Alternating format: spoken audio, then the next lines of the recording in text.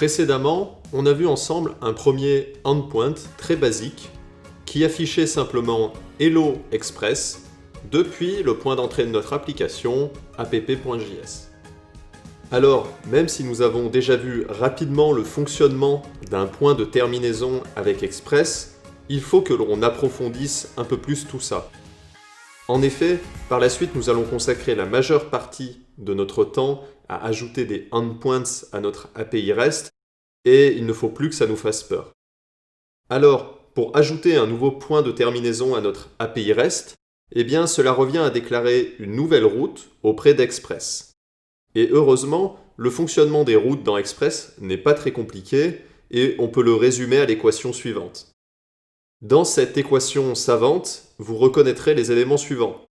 app, qui est l'instance de notre application Express, la méthode HTTP utilisée en minuscule, le chemin vers la ressource sur laquelle nous intervenons, et enfin la méthode gestionnaire pour notre point de terminaison qui doit s'occuper de retourner une réponse au client.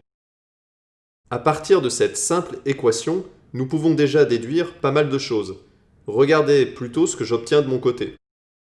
Ce sont des exemples de routes possibles avec Express.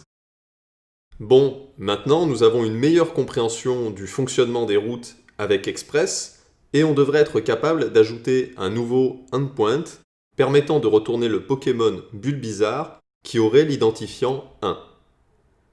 Nous allons donc essayer d'implémenter ce point de terminaison, c'est-à-dire ajouter une nouvelle route dans app.js.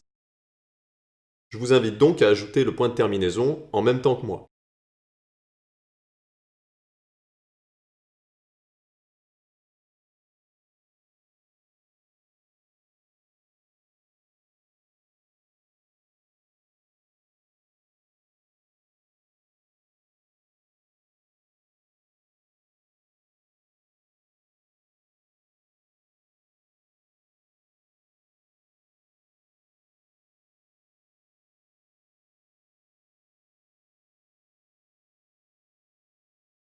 Une fois que vous avez ajouté ce nouveau point de terminaison, eh bien nous allons nous rendre dans le navigateur tout de suite.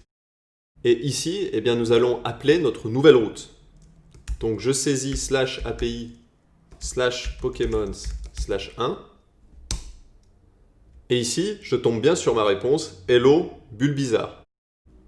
Nous avons donc désormais deux routes en place dans notre application. La route vide, qui permet en gros de tester si l'API REST est bien démarrée, et cette nouvelle route qui retourne un premier Pokémon. Eh bien, ça avance vite. Continuons sur cette lancée. Nous allons approfondir le fonctionnement des routes avec Express dès la prochaine étape.